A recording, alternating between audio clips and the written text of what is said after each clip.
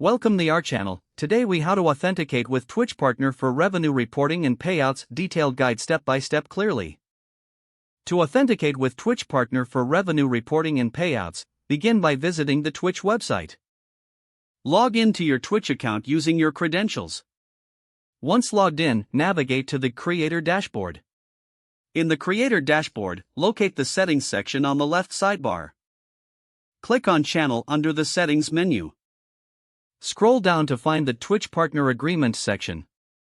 Review the agreement carefully to ensure you understand the terms. If you agree with the terms, select the Sign option to accept. After accepting, return to the Creator dashboard. Next, navigate to the Monetization tab on the left sidebar. Here, you will find options for managing your monetization settings. Select Payout to set up your revenue payout methods.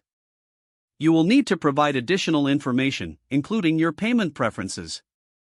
Fill in the required banking information accurately. Ensure that your details match what is on file with your financial institution. Once completed, save your changes. Now, go back to the monetization section. Here, you can access your revenue reporting tools. Monitor your earnings through the Insights tab. Periodically check this section for updates on your revenue and payout status. If you encounter any issues, refer to the Twitch Help Center for assistance.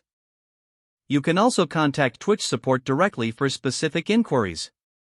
Ensure that all information you provide is current and accurate. This will facilitate smoother payouts and reporting.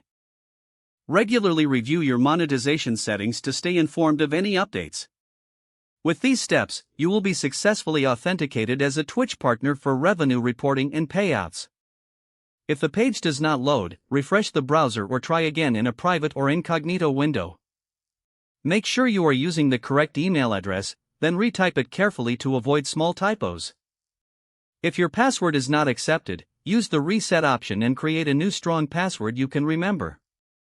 Don't forget to like this video and subscribe to our channel for more step-by-step tech guides.